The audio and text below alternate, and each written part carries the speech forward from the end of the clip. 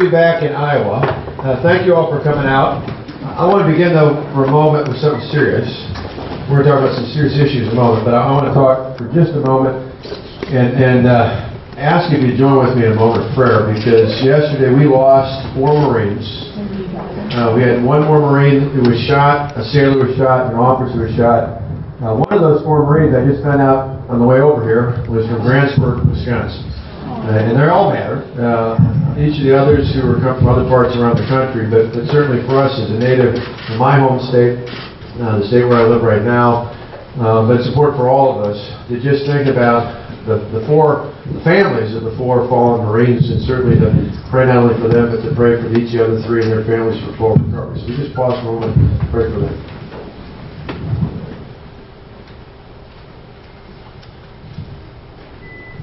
Thank you. You know, it's I've been here many times before. Some of you know I actually lived in Plainfield, Iowa, from 1970 to 1977. In fact, on Sunday, you know, we just started in Davenport and Scott County, so appropriately we started in Scott County along the way, but we're glad to be back here, and we're going to make our way around today, tomorrow, and Sunday. One of our stops is in Plainfield. We're going to be at the farm of one of the members of our church where my dad was a pastor. He was called to be there in the spring of 1970. My brother was born in Waverly. He's going to join me tonight in Council Bluffs and make our way around the great state of Iowa. And this is the start, not just this week of our campaign, but as of this morning, this is the stop of us doing a full Grassley. We're going to make all 99 counties just like Chuck Grassley and Johnny Earth and Terry Branshaw and Tim Lawrence. And we're looking forward to it. I've got my wife Jeanette and our boys Matt and Alex. Like I said, my brother and his family are going to join us tonight. My parents are going to join me on Sunday. And we're going to have a lot of fun. We're going to have a lot of fun not only in Iowa but across the country. In a moment we're going to take some questions. But first off, I got to tell you, this is the first time I've been in town since our announcement on Monday night you might have heard about. I'm Scott Walker. I'm running for president. I'm asking for your vote.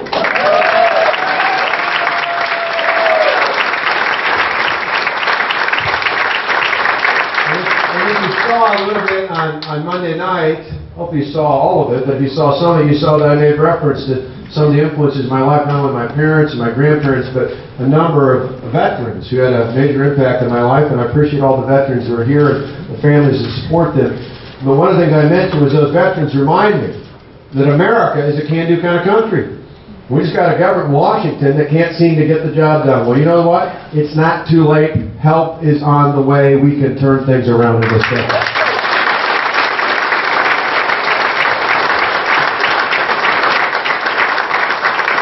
We know we can do it because just across the Mississippi, in a blue state like Wisconsin, if we can put in place big, bold reforms that take power out of the hands of the big government special interests, put them firmly into the hands of the hardworking taxpayers, if we can do that in a blue state like Wisconsin, we can do it anywhere in America. With your help, that's exactly what we're going to do.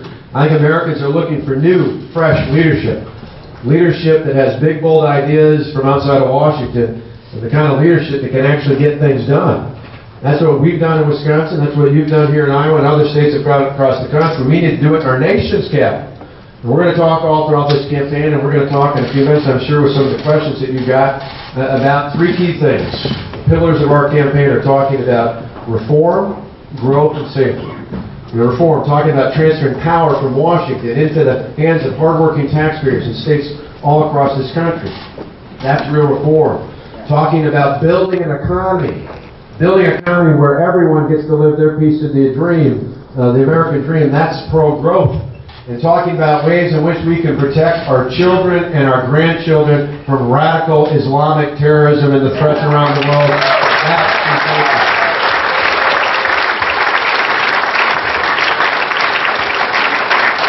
And so, I'm going to tell you, I've been traveling even before I was a candidate, but I've been traveling this week, and what I've heard is what I heard even before my announcement on Monday, and that is that people in this country are tired of politicians who are telling you what they're against and who they're against.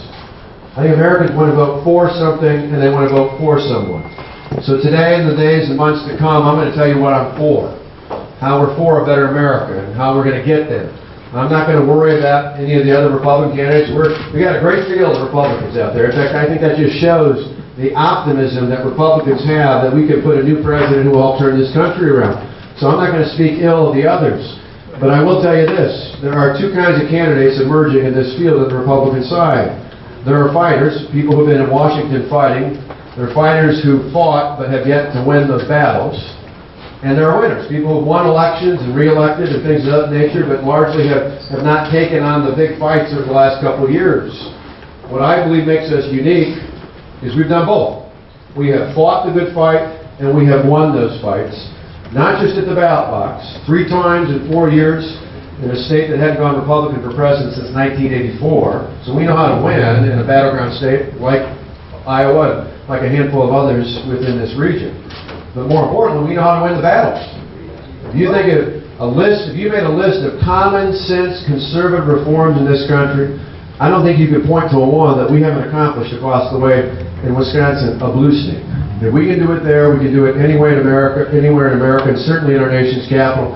I think now more than ever, not just Republicans, but Americans want a president who will fight and win for them. And so it's my honor to be here today, to have our family join you, and to be back in the state where, when I think about the, I love the red, white, and blue, but I'll tell you one more quick story, and then I'll open up some questions. When I was probably about 40 years ago, back around the bicentennial, when we were living in Plainfield, I think of the red, white, blue, which I love, but our city hall in Plainfield, a town of about 450, had an American flag but no state flag. So one of the great stories I remember as a kid when I was young is my brother and I, we got a mayonnaise jar and we washed it out, and we put a little slit in the top, and we went around town, we collected enough coins to buy an Iowa state flag to put up on our city hall. And my mom, God bless her, all of you moms know what I'm talking about, she saved the picture of me and my brother David holding that flag up. And so it's one of those fun things that we've had, but it reminds me of just that wonderful connection, the kind of roots that we had, not just in the Midwest, but for me, for part of my life right here in Iowa. And that's that kind of common sense that works well not only in our states, it's that kind of Midwestern common sense I think we need in the White House in our nation's capital. So it's an honor to be here today with that. I think they've got some roving mics. I see a mic here, a mic there. You know, with these lights, forgive me, it's a little bright in here, a little bit hot, but go ahead. I'll jump around and take your questions. Hi. Welcome to Iowa. Yes. I came to Iowa actually from the East Coast, and we go to University of Iowa because it was a great college at a reasonable price.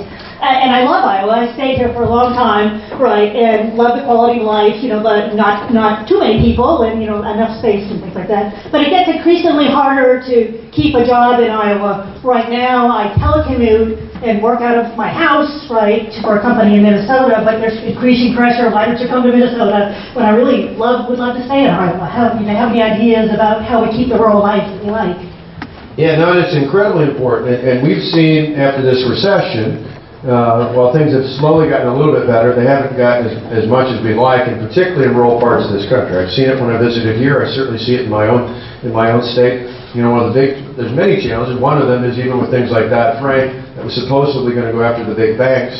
It really put a damp blanket on a lot of community banks, which in many rural parts, not only for farmers but for small business owners and others, a lot of loans that were made. I remember over the years, thinking about Delavan, where I grew up, in Plainfield before that. A lot of those loans were made based on character, not just on a balance sheet. And a lot of those restrictions under those no federal guidelines really clamped down on that. And so it's one of the many reasons why we need to rein in not just things like Dodd-Frank, but many of the other regulations that I think are like a wet blanket on the small business owners and other employers. And another good example of that from the federal standpoint, you think of a lot of farmers who you look at the EPA and some of the restrictions that they put in place on family farmers and others in this state and across this country. I would list off 5 quick things I think that will help us with a pro-growth economic plan that will help you not only keep people and keep friends and family and others here in Iowa, but keep people employed in places all across America. 5 simple things. 1, first off, I'd repeal Obamacare and put patients and families back in charge of health.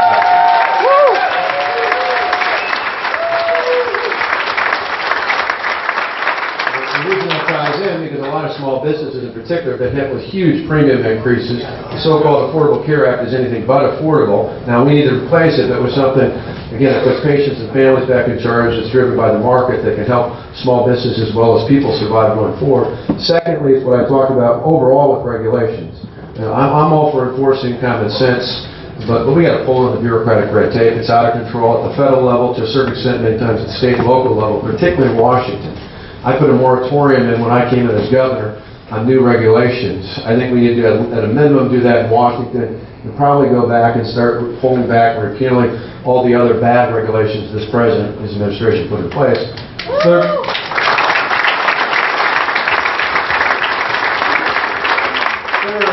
I think we need an all-the-above energy policy. We're now an energy-rich country, and we've got many different forms in many different ways. We need to have an abundance of, or take advantage of the abundance of what God has given us here in this country and on this continent.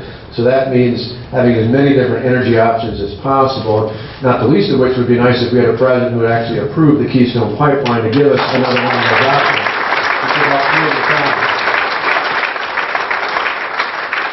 I believe we need to go forward. The fourth thing is giving people the skills and the education, the qualifications that they need to succeed.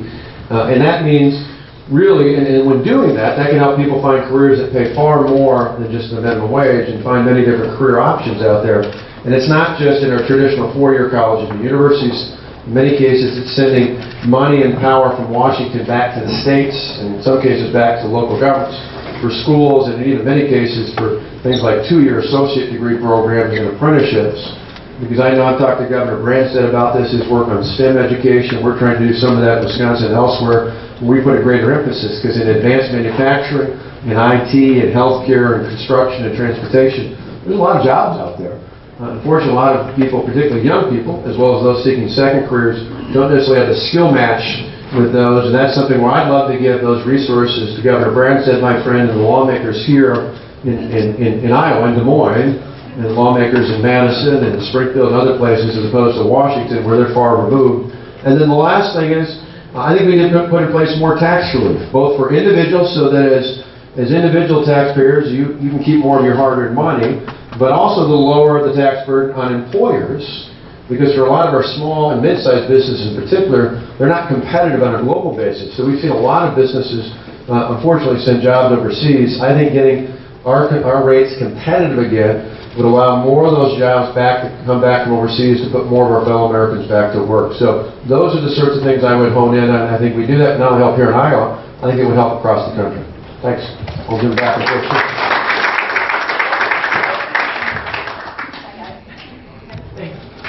What would you do as president about Common Core?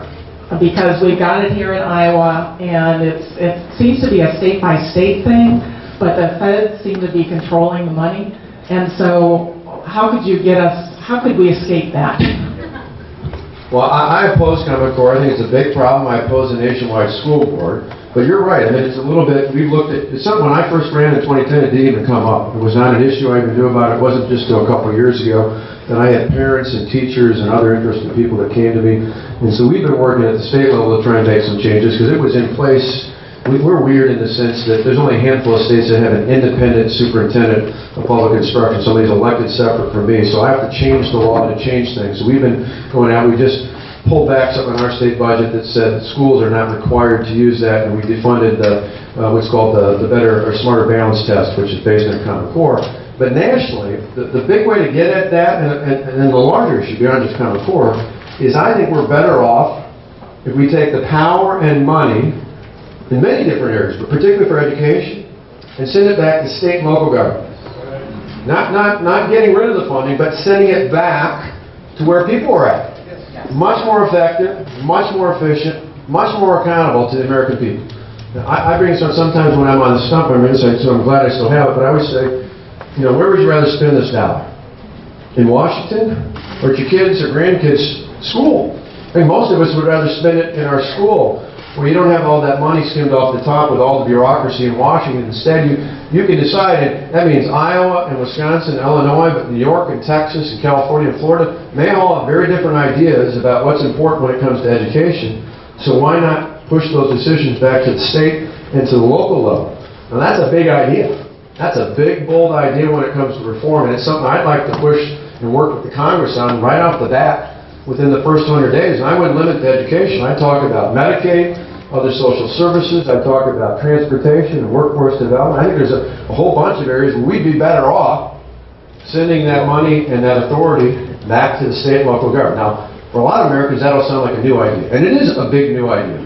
But it's really founded, its foundation comes from the 10th Amendment, where the founders had a pretty good idea. They said, hey, if it's not spelled out in our Constitution as a responsibility of the federal government, it is inherently the rights of the states, and more importantly, of the people. Why not give the power back to the people? That's what we did in Wisconsin. People thought it was a union fight. It was bigger than that. We took power out of the hands of the big government special interests, and we dispersed it into the hands of the hardworking taxpayers. That's what we need to do in America as well.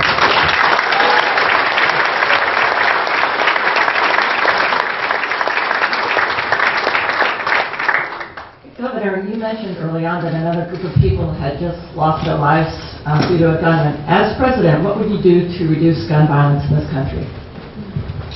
Well, I'm supportive of law-abiding citizens to have the right to carry a firearm. I signed consent.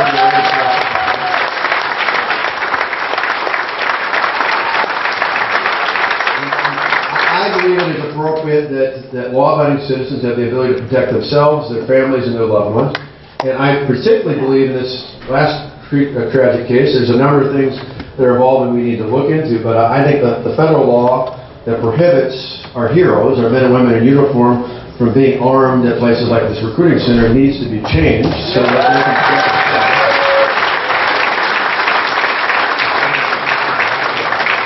and I agree. I understand why at the time it might have seemed appropriate, because back in the 90s, remember, we just come off the end of the Cold War. Containment had been our focus. Our enemy was communism, had been contained, at that point had been beaten. Today it's a whole different world. I mean, ISIS is like a virus. Radical Islamic terrorism is like a virus, not only over there, but sadly, increasingly, we see it coming here.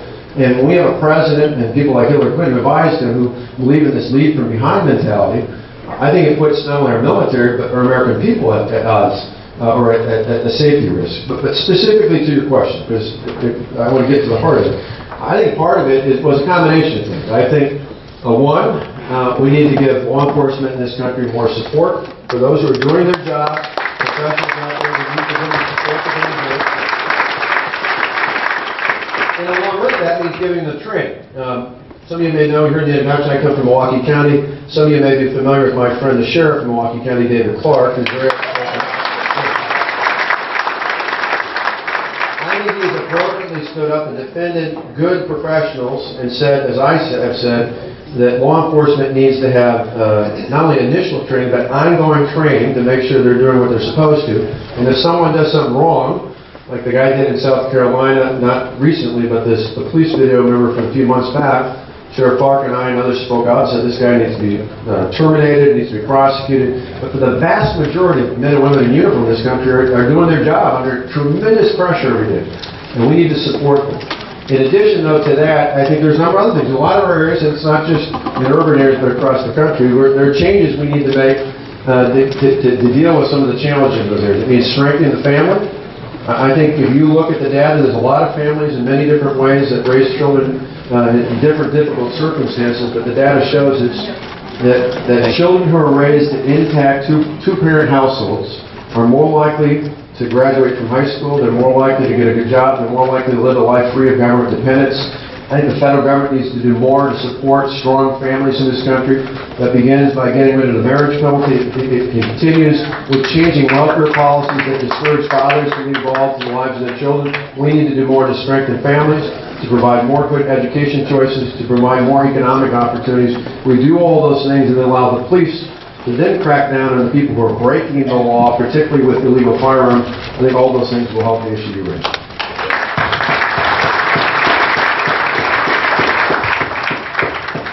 Hi, Governor. Welcome to Iowa. I have a really good question. Not bragging or anything, right? I hear a lot of people on welfare talking about how they don't ever want to get off welfare, or they're on welfare, they don't want to get a job because they're going to lose their benefits. So what kind of incentives can you create to stop that cycle? Yeah. No, that's a great point. And an important thing is, remember the last presidential election, there was a bit of a debate about this. One of the things I pointed out is the optimist in me believes that most people who are temporarily dependent on the government, I see it as a governor over the years talking to people who are down and out for one reason or another, most people don't want to be. I mean, think about that. People say, oh, everybody, well, no, most people don't. Now, there may be a few exceptions to that rule, but most people who are temporarily dependent on the government today do not want to be. Think about it, it's against our human nature. When I grew up in a small town, I don't ever remember anybody in my class saying to me, hey, Scott, someday when I grow up, I want to become dependent on the government. Nobody signed my yearbook saying, good luck becoming dependent on the government, right? And over the years, I've met some pretty amazing people who come here from other places around the world. And I got to tell you that to a person, the people I met who are successful today, many of whom are wonderful small business owners, none of them told me the reason they came here was to become dependent on the government. Quite the contrary. They told me they came to America because it was one of the few places left in the world where it didn't matter what class you were born into, you could do everything you wanted. And so we've got to reignite that American dream, that American spirit. And you're right, it's that transition. What we try to do, for example, in our state, is put in place a couple of things, not only to help with the transition, but to help with the incentive. The federal government, we had to get waivers from, or in the process of even going to court to try and get. We shouldn't have to do that. I give authority back to the states for things like food stamps and other forms of assistance to say, let the states drive the decisions.